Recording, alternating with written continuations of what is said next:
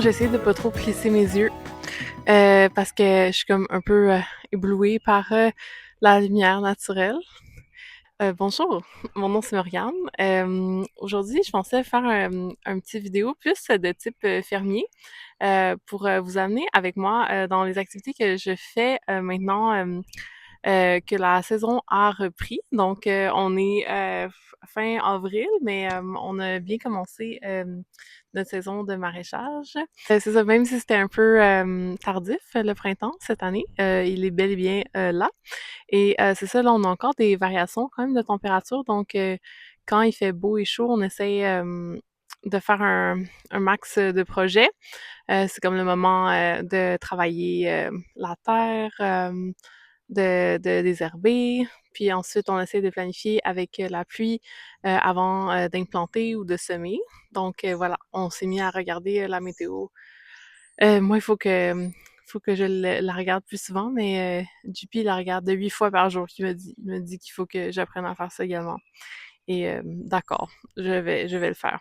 Donc, donc ça, j'ai reçu certains commentaires par rapport à notre opération fermière. Donc, je pensais vous parler un peu plus de notre système, comment nous fonctionnons. Puis, c'est ça, dans le fond, je vais vous amener avec moi avec quelques tâches que je fais un peu à chaque jour en ce moment en préparation de la saison estivale. Donc, ici, on est, qu'est-ce qu'on pourrait qualifier d'une micro-ferme, donc une fermette. On a une petite surface en culture, puis notre terrain fait un peu plus grand, mais il y a une grande partie qui est en boisé, comme vous voyez derrière nous. Donc, on cultive... Bon, j'ai un autre voisin qui est parti à la chainsaw. OK, il y aura des bruits, il faut accepter ça. C'est ça, on cultive un demi-acre, donc, on fait un type de culture qui est bio-intensif. Donc, ce type de culture-là, c'est pas mal qu'est-ce que les maraîchers au Québec font. Vu que la saison est courte, on a différentes zones de rusticité également au Québec. Donc, ici, on est dans le sud du Québec, on est en Montérégie, on est sûrement une des zones au Québec où il fait le plus chaud puis où la saison est la plus longue. Donc, on est plutôt chanceux d'être ici. C'est pour ça qu'on appelle la région le garde-manger du Québec. Donc, si vous voyez, tu sais, tous les légumes de conservation de l'épicerie qui viennent du Québec viennent beaucoup de cette région-ci. Et voilà. Donc, bio-intensif, c'est que on va faire beaucoup de roulements sur une planche. Donc, admettons, sur une planche de culture, on va changer les cultures. Nous, on fait jusqu'à trois flips de planches par saison. Ça veut dire que, admettons, on commence une planche avec des carottes. Une fois qu'on a récolté toutes les carottes, on va mettre des laitues. Puis, admettons, en fin de saison, on mettrait comme des radis. Il y a des cultures qu'on implante sur certaines planches pour toute la saison. C'est le cas avec les tomates, les concombres, les cultures de serre, aussi les courges d'hiver et les aubergines, les poivrons. Nous, on fait pas beaucoup de légumes de conservation. Pour la raison qu'on a une petite surface de culture, puis les légumes de conservation, ça reste longtemps au champ. Donc, ça prend de la place et en fait, si on suivait, en fait, avant au Québec, la saison maraîchère commençait, à la Saint-Jean, donc le 24 juin et on avait une récolte plus en fin de saison, donc fin d'été, début automne. Puis c'était plus, des légumes de conservation, donc des choux, oignons, patates et cetera, carottes, courges, ail. Mais c'est ça, donc nous, on fait pas ça parce que on a une trop petite surface et on fait des paniers. Donc si on cultivait juste pour nous, heu, qu'on était comme plus en autosuffisance, donc un modèle un peu plus qu'on pourrait qualifier de homestead.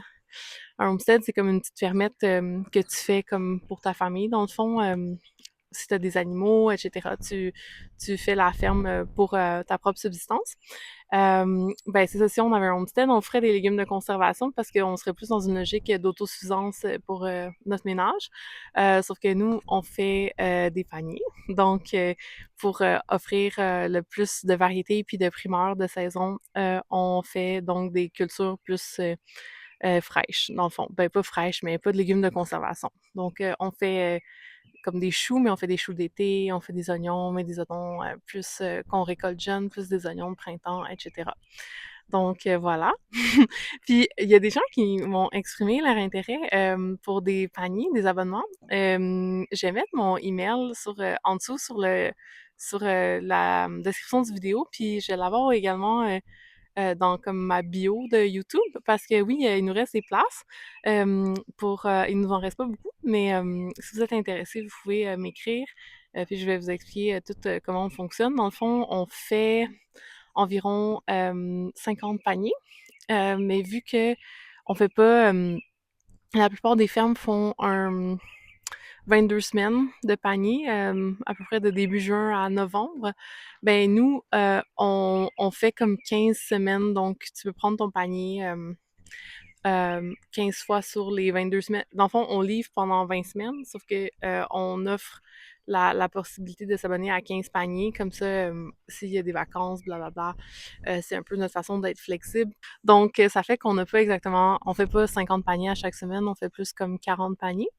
Puis cette saison, on va vraiment faire un registre un peu plus assidu pour savoir c'est quoi les surplus qu'on a, pour voir si on pourrait prendre plus de paniers pour les années futures, parce que c'est ça, vu que c'est comme pas, vu qu'on n'a pas un 22 semaines, ben on a des abonnés, sauf que c'est comme pas exactement, on n'a pas tous nos abonnés à chaque semaine. Donc voilà. C'est ça, qu'est-ce qui est tough aussi, c'est que genre j'adore ça, faire de la ferme puis être à l'extérieur, sauf que quand c'est l'été, c'est genre rien que ça notre vie, tu sais. C'est juste ça, maintenant. Tu sais, puis l'hiver, c'est comme pas du tout ça. Puis on dirait que je prendrais un peu de variété dans les deux saisons, tu sais, comme l'hiver, j'aimerais ça faire des projets à l'extérieur. Dupuis me dit que je peux aller couper des arbres dans la forêt, mais c'est moins le genre de projet qui m'interpelle. Et tu sais, l'été, j'aimerais ça faire du textile aussi. Là, comme c'est le printemps, je sais pas si c'est parce que l'hiver a été vraiment long, sauf que là, j'ai comme envie de coudre plein d'affaires, de tricoter plein de choses. Puis je vois le temps qui va bientôt manquer. Donc j'essaie de un peu fermer comme certains dossiers, comme plus des projets comme plus administratifs ou juste faire le ménage un peu parce que je sais que j'aurai pas de temps vraiment à accorder à ces choses-là. Mais c'est ça, je me suis mis à faire aussi un peu de la broderie avec la machine à broder. Donc, j'ai commencé un peu à faire une petite prod de genre des linges à vaisselle ou des serviettes brodées à la machine à broder avec comme des petits légumes dessus et des choses comme ça. Parce que vers la fin de l'été, je vais faire un marché artisanal, puis ça se peut que j'en fasse à Noël aussi. Donc, j'avais un peu pris une pause de faire ma production artisanale de courte pointe avec ma compagnie Les Textiles Vagabonds. Sauf que là, j'ai comme un peu envie de recommencer, mais de me mettre un peu moins de pression, puis un peu moins d'encadrement aussi. Donc, tu sais, je suis un peu plus mon processus créatif, puis je fabrique des choses, puis je me dis, je vais penser à la mise en marché après, tu sais, versus comme avant d'entreprendre un projet, je pensais vraiment à la mise en marché avant. Donc, c'est ça, là, j'ai commencé à faire un peu des broderies sur du tissu en vue de ces marchés-là. Puis c'est sûr, c'est dans vraiment longtemps, c'est comme dans quelques mois. Sauf que je me dis qu'au mois d'août, je vais être contente d'avoir fait cette étape-là, comme ça, il me restera juste genre la finition à faire et tout.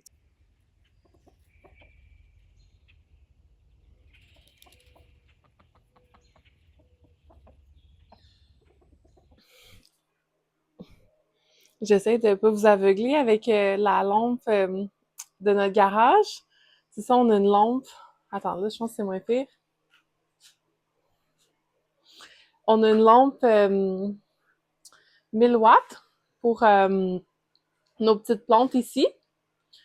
Euh, c'est ça, la plupart des gens... OK.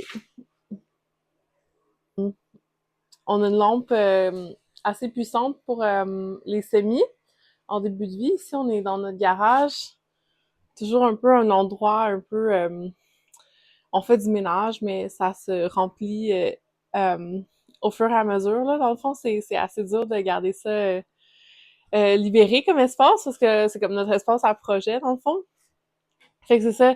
La plupart des fermes vont commencer leur semis dans leur pépinière, comme leur serre, une petite serre ou une grande serre chauffée au propane. C'est sûr, comme il n'y a rien qui équivaut à la lumière du soleil pour les semis. Ben nous, on a une lampe 1000 watts, mais là, tu vois, ça c'est quoi ça? C'est des poivrons, aubergines. Les poivrons et les aubergines sont un peu mélangés. Puis là, on a nos tomates. Il va bientôt falloir les espacer. Puis à un moment donné, ils ont besoin aussi de la lumière naturelle. Donc, c'est pour ça que là, on commence à penser à les implanter ben pas les implanter, mais juste les transférer dans la serre. C'est ça, quand on a des printemps un peu tardifs, comme c'est le cas cette année, c'était le cas l'année passée aussi. L'année passée, il fait comme plus chaud, plus tôt, puis après ça, il s'est remis à faire froid, tu sais. Fait que ça, c'était un peu touché parce que toutes les plantes étaient comme en serre, puis là, le lendemain, il y a comme neigé, tu sais. Fait que c'est comme, ah.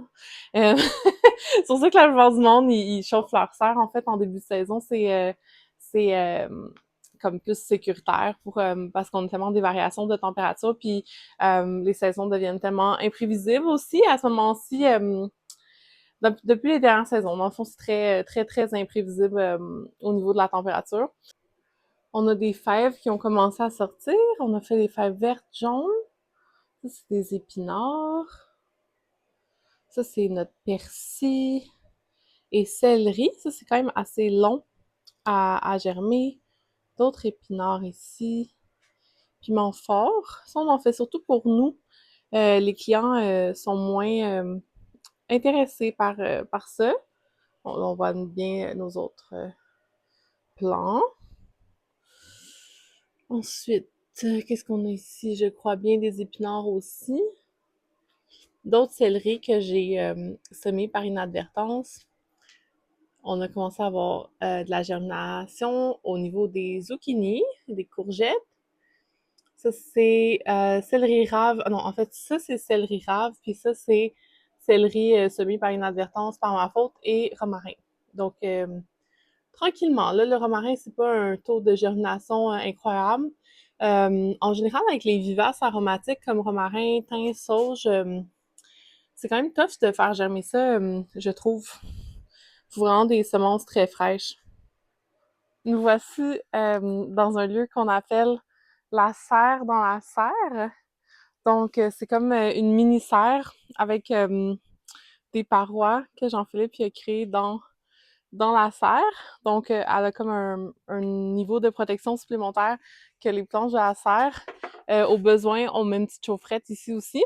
Donc, c'est comme notre espace d'acclimatation à partir du garage. Donc, une fois que les choses... là, on commence à avoir plus de place dans le garage. Et là, on a mis les choses un peu plus tough ici pour les acclimater parce qu'on va les... euh, les mettre en jardin, en tunnel bientôt.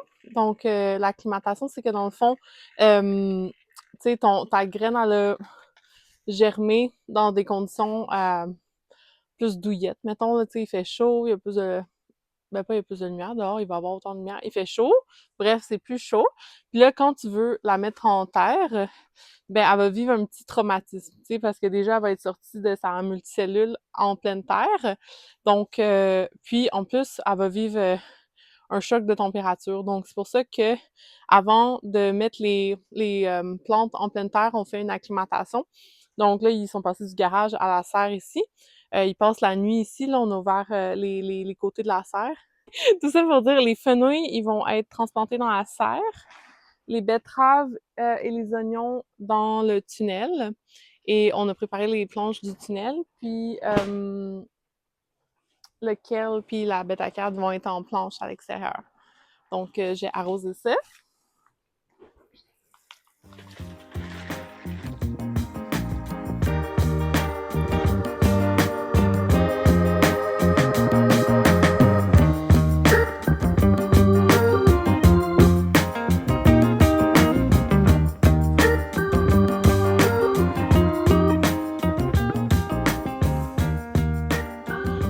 J'ai un peu de soleil d'en face. C'est ça, en ce moment, j'ai vraiment beaucoup d'œufs. À chaque jour, j'ai comme 6 à 8 œufs par jour. On a plein de couleurs différentes. Dans le fond, c'est toutes les poules. Hé, les poules! Vous étiez toutes sorties là tantôt. Bon, c'est toutes les poules qu'on a. C'est comme des hybrides de races différentes que j'ai acheté à une amie du coin qui a son incubateur qui fait incuber ses œufs. Allô, Kiki? Euh, Puis c'est ça, ils ont commencé à pondre plus ce printemps. Donc, les deux premières qui pondaient, elles faisaient des petits œufs, je sais pas si on voit, un peu rosé, puis un œuf bleu. Euh, hey, la couleur bleue. Ça, c'est les poules Ameraucana qui font un œuf bleu comme ça. Puis quand elles sont mixées avec une autre race, on peut avoir des œufs verts qui s'appellent Olive Egger. Donc, je sais qu'on a des mélanges de poules Ameraucana puis Wells Summer. Puis on a beaucoup de coqs aussi. C'est ça, l'enjeu, en fait, c'est que quand tu prends des œufs incubés, tu peux pas déterminer le sexe. Puis si tu voulais une petite poule héritage comme ça, un peu différente, qui fait des œufs un peu de couleur funky comme ça, si tu achètes une poule femelle prête à pondre, ça peut être quand même assez dispendieux, comme j'ai vu, genre 60$. Puis, tu sais, c'est plate à dire, sauf que des poules, c'est quand même des animaux qui vivent beaucoup de prédation, puis que ça peut vivre super longtemps, une poule, si elle a pas de problème de santé, mais, tu sais, comme ça, des fois, ils sont pas complètement... Tu sais, je veux dire, là, c'est des mélanges de plein de sortes de poules différentes, ils sont pas forcément... des fois, ils vont avoir une génétique plus forte, mais des fois, ils vont avoir des problèmes génétiques aussi. Donc, c'est pour ça, nous, on a acheté des poussins bébés, puis ben, ils étaient non sexés.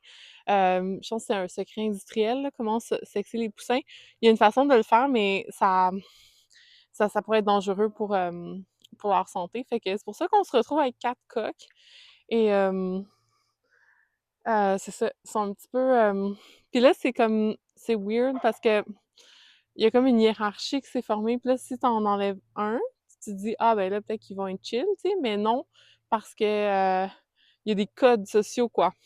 Fait que ça se peut que... Parce qu'il y en a un qui est super soumis, puis un qui est plus dominant. Fait que je suis comme, ah, si on garde ces deux-là, c'est les deux du milieu qui se battent pour la place du milieu, qui sont problématiques. Sauf que non, ça se peut que si on enlève les deux du milieu, ben celui du dessous devienne plus dominant ou vice-versa. Fait que, ouais, c'est un peu dur à savoir. On a aussi deux mini-chèvres. Leur race, c'est nigérienne, mais ce sont des chèvres américaines, là. C'est pas... c'est juste le nom qu'elles portent. C'est des... Allô? Allô? Allô? Allô?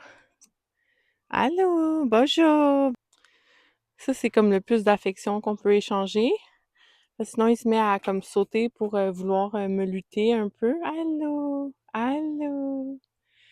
Fait que c'est ça, c'est des chèvres miniatures laitières. On aimerait ça comme pas commercialiser le fromage, juste en faire pour nous, ou boire du lait de chèvre comme en guise de lait. Cependant, ces deux amis ne se reproduisent point. Donc, peut-être qu'ils sont pas compatibles, peut-être qu'il y en a un des deux qui est pas apte à la reproduction. Donc, pour l'instant, ce sont un peu nos animaux de compagnie. Bon, là, il va commencer à... Allô? Ah, t'es vraiment très gentil en ce moment. OK, OK. Fait que là, c'est ça. Ça commence à être un peu l'étape chaotique, là, où il commence à se rebeller. Ah! Ah!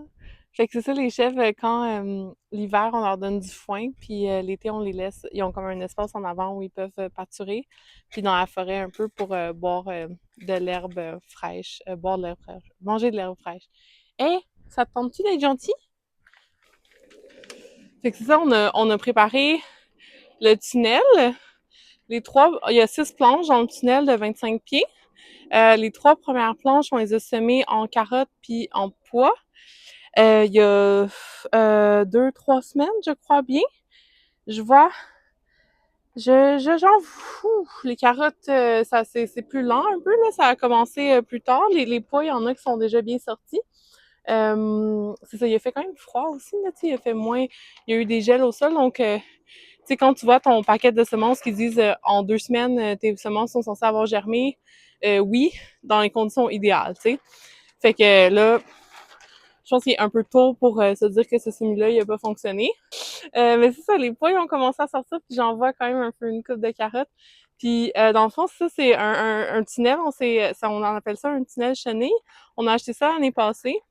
C'est vraiment un bon ajout au niveau, au début de la saison.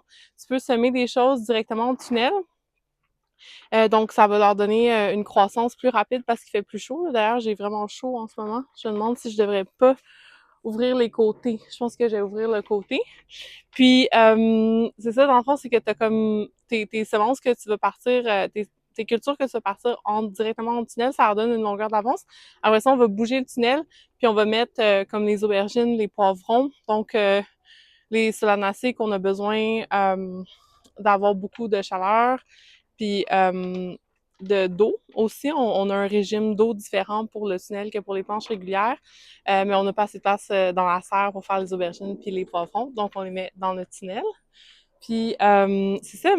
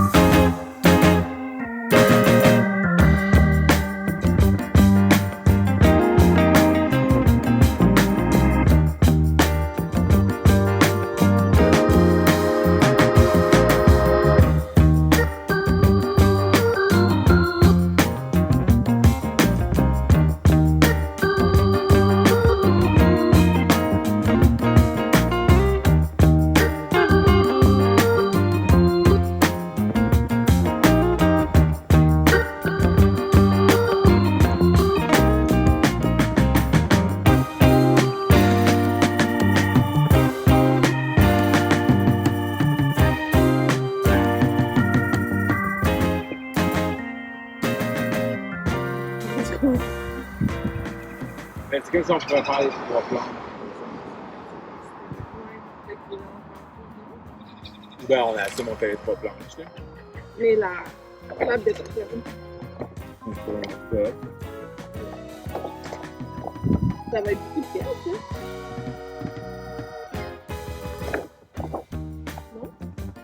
Mais j'ai l'impression que si on fait 3 planches à cette densité-là, c'est comme on fait une pause semaine puis on donne la carte. C'est comme, je pense que c'est ça.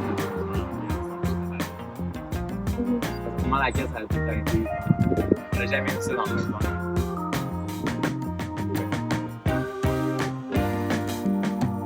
Alright, on peut se faire tous les jours. On met God hard en semaine. On se met Ouais.